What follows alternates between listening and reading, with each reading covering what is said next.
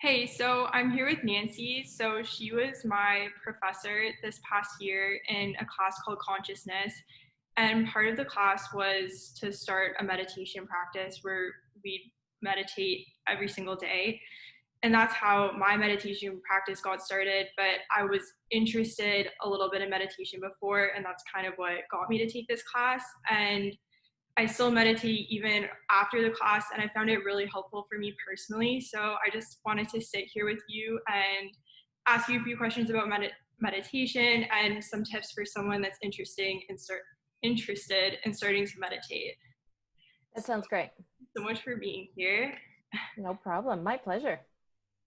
And I'm so pleased to hear that you're still meditating. I think that's wonderful.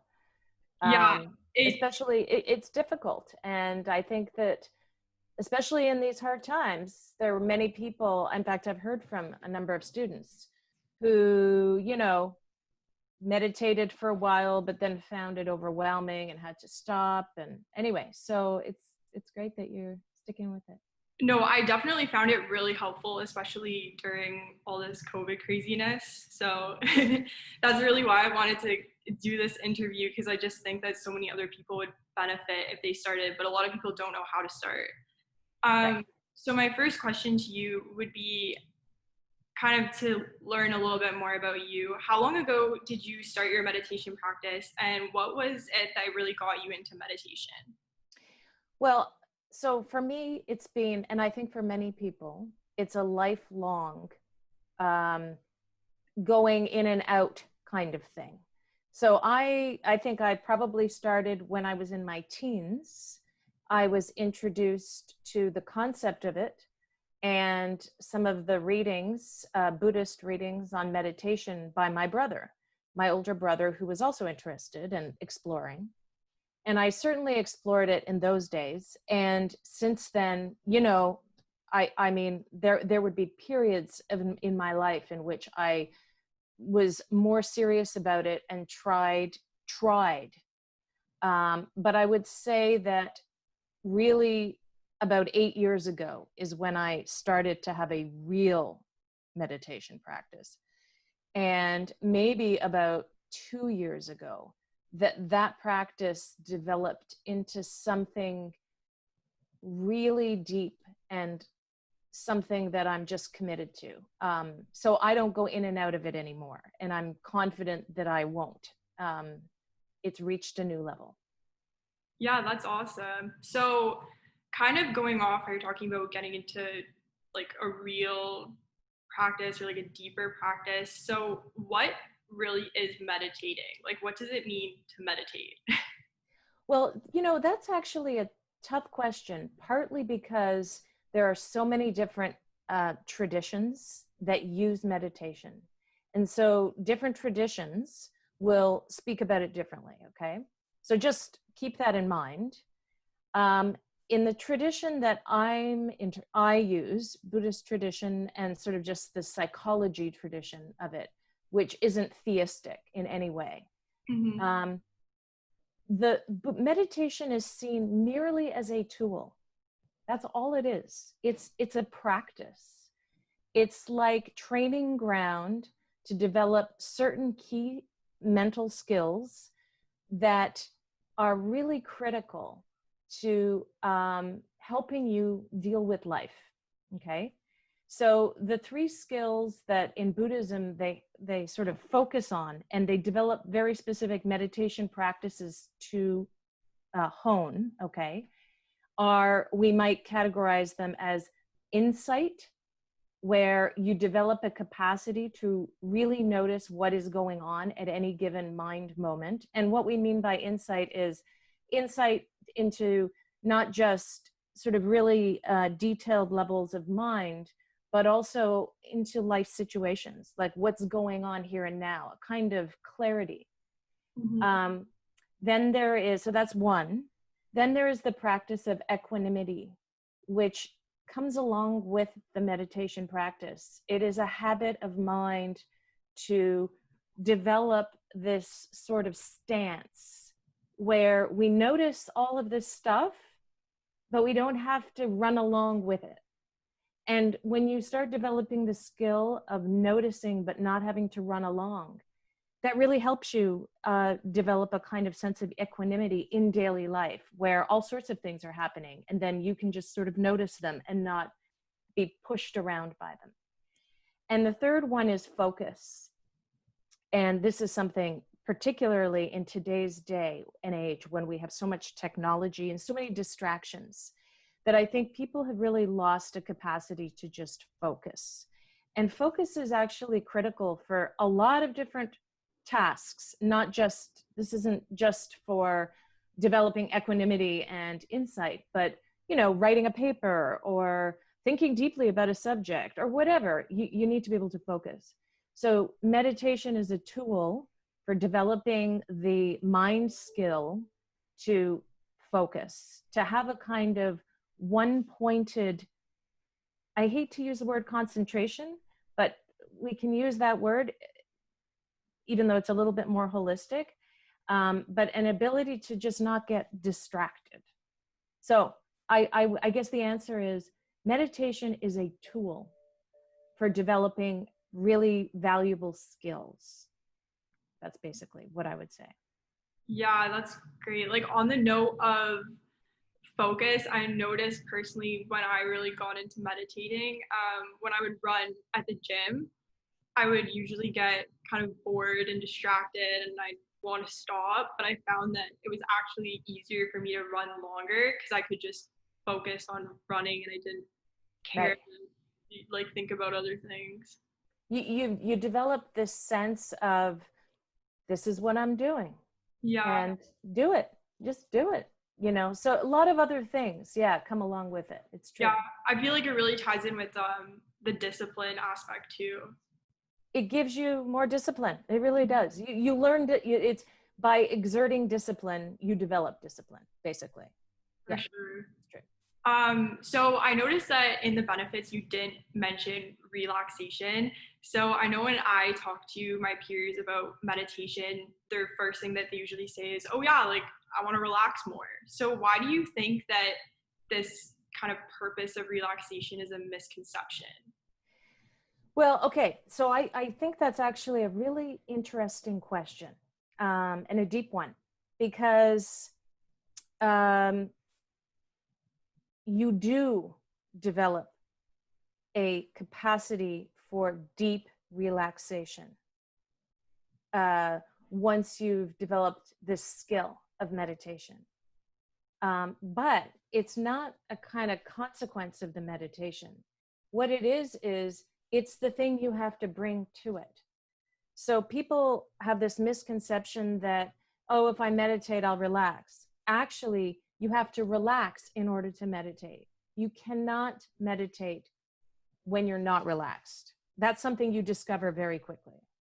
And so people get really frustrated by the whole process. Beginners get really frustrated because they sit down and actually the experience of sitting down and paying attention possibly for the first time in their lives to the crazy stuff that's going on in their own minds and bodies, they find it to be the very opposite of a relaxing experience. Like it's a frustrating, bad experience, right? It's not pleasant. It's not pleasant. And one of the things you have to learn is I need to relax. I need to relax. I need, you know, and you have to find it.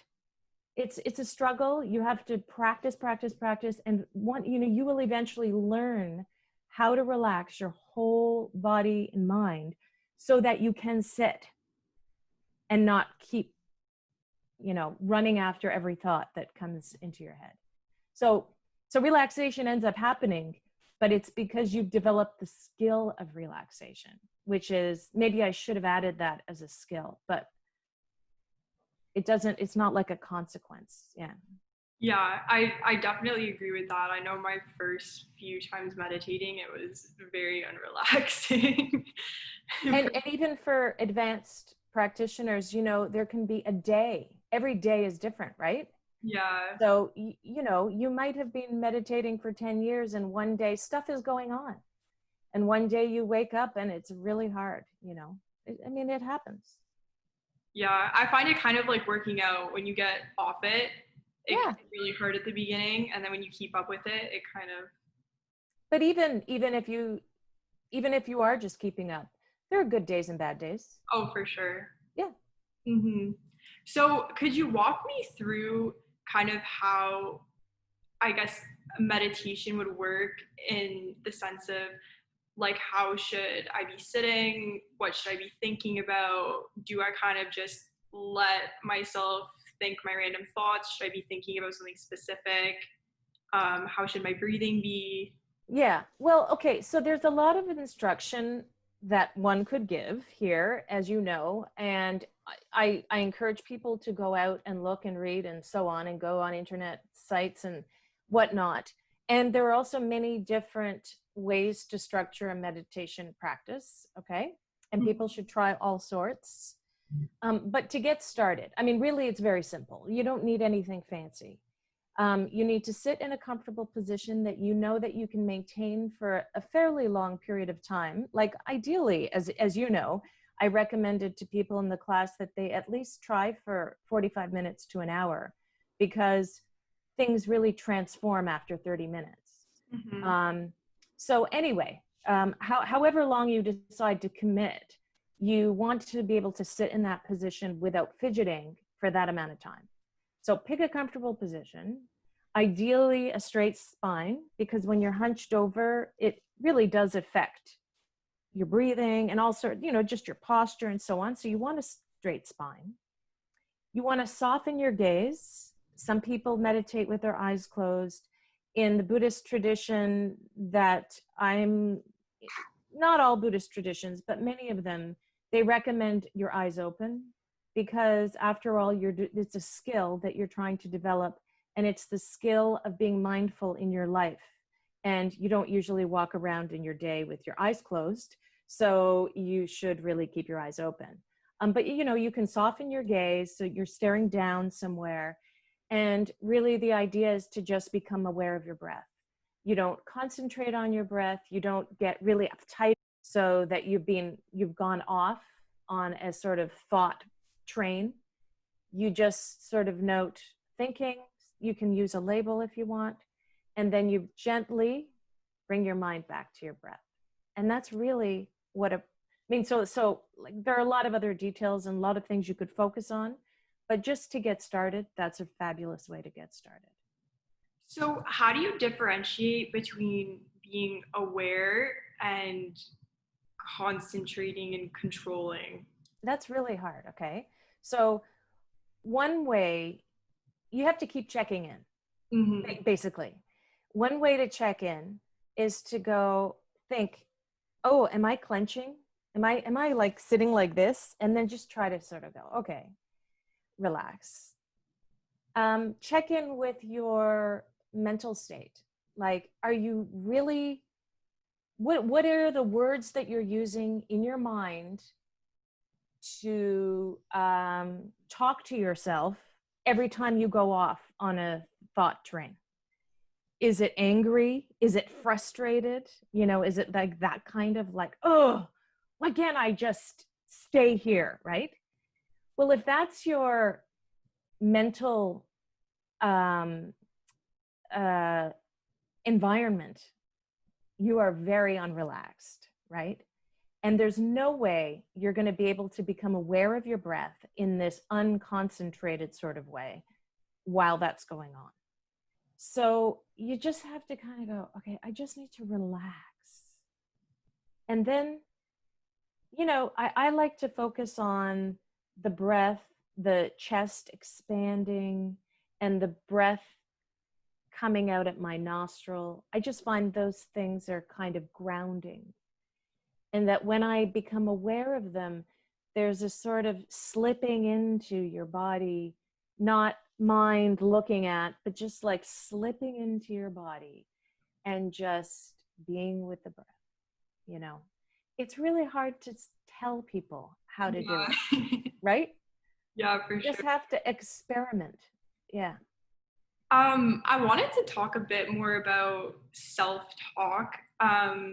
I know you mentioned in class that how we talk to ourselves during meditation really matters. And I guess I wanted you to touch a little bit on the importance of positive self-talk throughout the process. Very important. Mhm. Um, that's all part of the relaxation. So if you are, I mean, if you think about this, okay, I really love there. This is an image that's often used in the Buddhist literature. Think of your mind like a baby or an unruly baby or a puppy that you are trying to train. It is constantly running off and wanting to do its own thing. Okay. But usually, I mean, that's a good image because usually most people look kindly on a puppy or a kitten or, right, or a baby. And you don't get angry when that puppy is run off to play with the ball because that's just what puppies do, right? Mhm. It's like natural. You're not going to get mad. And in fact, if you started barking orders, and some people do this, you know, you might create a kind of compliance through fear, but you will never get the sort of training that you would by using love, carrots, basically, treats, you Mhm. know, the positive stuff. Well, we're the same, like it's no different. And what we're doing in meditation is literally training ourselves to stay focused, right? Stay here, stay aware. You cannot do that with negativity and anger and force and whatever. It just won't work. It'll backfire. So try to have a sense of humor. Just try and let yourself fail a bazillion times and be okay with that. And then things transform, you know, because Yeah. that's how you teach yourself how to relax too. I feel like also just dedicating a time to talking positively to yourself, like if that's in meditation, Yeah. just like you build that skill for other areas of your life and through your day. Yeah. Yeah. It's amazing how little we do that. It's Yeah. really important. Yeah. We're Um, so uptight. We're so uptight. Like our society has made us so coiled. And so I really think meditation is valuable to let people see how coiled they are and go, whoa, wow, I'm walking around like this all the time, you know. yeah, for sure. So in terms of beginners just starting out, what do you think are the most common, I guess, mistakes that beginners make? Um,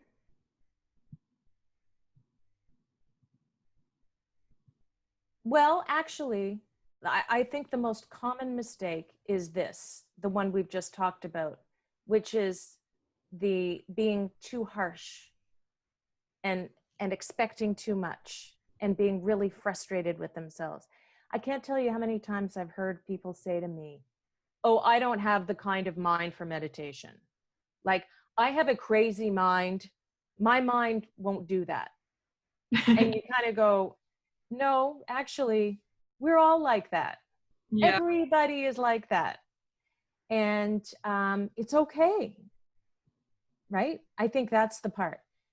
There's a lot of I can't do or negativity or something like that. And really, all it takes is just practice. It's kind of like, I guess I would say, try to view it like you were learning an instrument. I like to use that as an example, okay? Because I think most people have tried that at one time in their lives. It would be really ridiculous for you to expect that the minute you picked it up, you'd be a virtuoso, Mhm. right? That would be a stupid expectation. And then the fact that you weren't a virtuoso, would you beat yourself up about that? No, like that's ridiculous.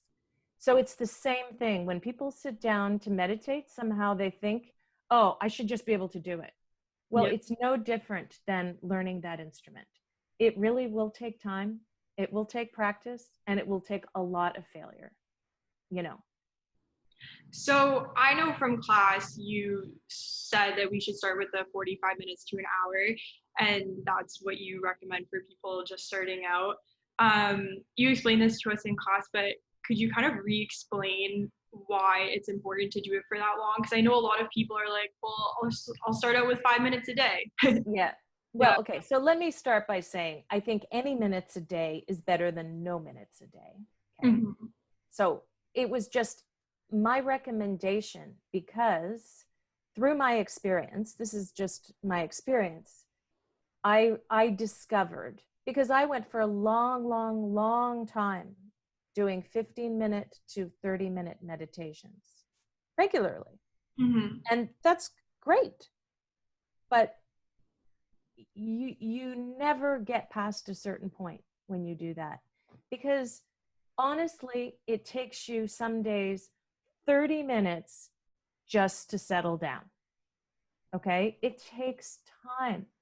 And so it just takes time. You go from blah, blah, blah, blah to sitting down, and you need to sort of relax. You have to keep relaxing, and this takes time. And after knowing that you're not going to get up until an hour has passed, also gives you permission to really relax. It's not like, oh, okay, time's almost up. An hour is one of those time periods that kind of go, okay, that's pretty long. Half an hour, 15 minutes is not long enough because you're always waiting. Oh, is it up yet? So now you're distracted by the time, right? There's something about an hour that just, okay, we can really get into it and just let ourselves be here and not worry about the world for a bit and just, work on it. So I do think if people can, they should try at least sometimes to have an hour, Yeah. and if it means waking up early, like I have a busy life too. We all have busy lives, right? Mhm. And one of the things I started doing is I just woke up earlier. You know, it's important to me. So I do that. But, it has to become important enough for people to sacrifice certain things.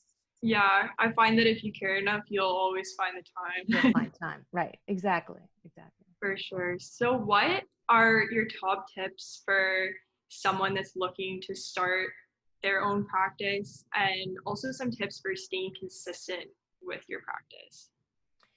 Well, I guess I'd say, first of all, make friends with your practice.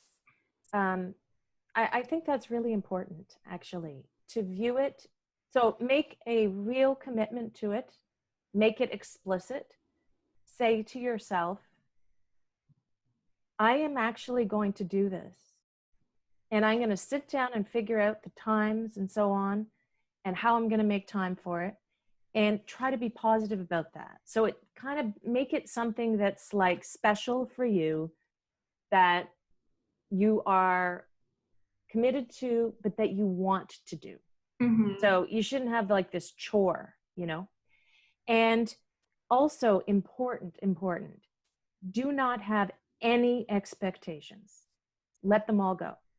So I know we've talked about, benefits and what are you going to get out of it? Let it all go. Hmm. Because actually, really, this is a cliche, but it's true. The path is the goal. So there is no goal. It's the doing of it that is the important part. And you just do it. It has to become part of your life. Like I thought of an example of reading, for me, reading before bed. I love reading before bed because it's relaxing. And I really look forward to that. I love it. I expect nothing out of that. And I'm sad when I miss it, you know, so it should become something like that. I think we're also just in a time where we want results right away and we do things for a purpose. But I Yeah. found that this was just such a good practice to have, to just let go of the idea of doing something for a purpose. Just It's doing. no purpose. Yeah. Yeah. And so problems it's boring. It actually is very boring. When you're doing it right, Yeah. it's boring. And that's okay. That's what it is. So it's kind of like you got to be okay with that, Hmm. being bored. And that will translate into your life, actually. But anyway, again, but you're not supposed to do it for that reason. So, you know. Yeah, for sure. I know. I just feel like everyone these days has a very hard time being bored. Well, because it's so easy to not be bored. Yeah, exactly. And it's so tempting. You're sitting there in a line going, oh, I can look at my phone or I can just stand here. Well, next time. So, let me say this about meditation. You have your sitting practice, which is what you do, you know, in a contained space and so on. But then it's important to take that and bring it into your life. So that time when you're standing in the line waiting for something, catch yourself. Notice the impulse. Notice your hand moving to get your phone. Notice what just went through. And you thought, oh, I'm just going to just notice all of that. And then go, you know what? Why don't I just stop and notice all of that? Instead of doing it, I'm just going to notice it. And stuff like that, that's meditation right there. And you can do that throughout your day. And so then you're just deepening your practice, you know, and then you're not, you know, you become a more conscious individual, right? What you do by choice. You're not just pushed around by these unconscious urges and so on. That's really what ends up happening. Yeah, you become more of an agent in your own. Yeah. Yeah. Yeah. So I have one last question. Okay. What are some resources that you recommend for someone that wants to learn more? And can you talk more about the class that you host? Well, okay. I'm glad you asked that, because one of the things I would say to people who are thinking of practicing, which we haven't touched on, is I actually do not recommend anybody meditate without doing some reading. Mm-hmm. I actually think you could actually do bad things if you're not guided in some way. It's big stuff happens, right? You need some some information about what's going on, right? And I don't just mean brain stuff. I don't mean that. I mean you need to read the um, different states you might experience, the different points along your progress you might experience, the different feelings that might well up, and what you might do with that and what it might mean. I mean, there's so much, and you shouldn't do it alone, right? Mm-hmm. So there is so much good, first of all, online. I have a course as well. I have an online course, and in that online course, I do I give a little bit of philosophical stuff. I have like some audios. They're not videos, but they're audios that people can take, where I try to connect some of what they might be experiencing with philosophical ideas about mind and self and free will and all sorts of things like that. But there's obviously step by step, instruction on beginners, intermediate, and so on practice. There are really good resources out there. People who I love are Pema Chodron. I love listening to Pema Chodron's audiobooks. There's so much out there that you can get audio. So you could be going for a jog or wherever, going for a walk and listening to it. Mm-hmm. She has a fabulous podcast or audiobook called How to Meditate. Perfect. I recommend that. I also recommend her, I think it's called Awakening Compassion. I really recommend that. And her teacher is Chögyam Rinpoche. And there are a number of audiobooks that he's written. And I really recommend The Myth of Freedom, which is a fabulous introduction to Buddhism, the Buddhist ideas, meditation, just the whole shebang. Okay.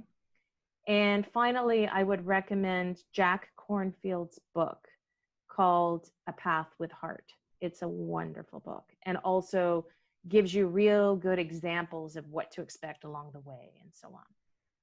So yeah, do not do it without reading. It's definitely. Yeah. And let me say this too, because we didn't talk about this.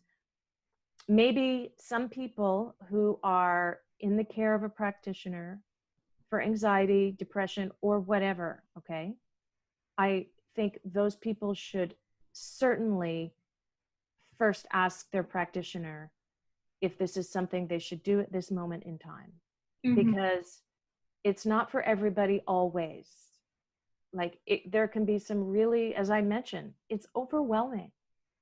It can be. And not everybody's always at that point in their lives, where that's a good thing for them. So I would say that too. Yeah. Perfect. That's a good point.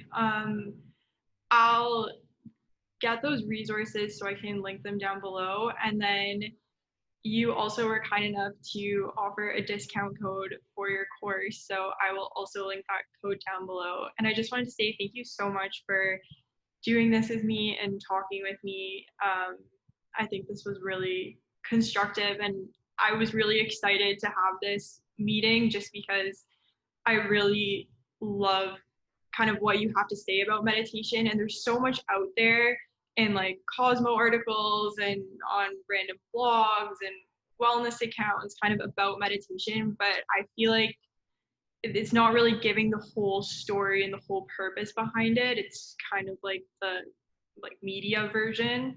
So Yeah. Well, I'm so pleased. And actually, it's great seeing you again. And I hope I get to see you in the fall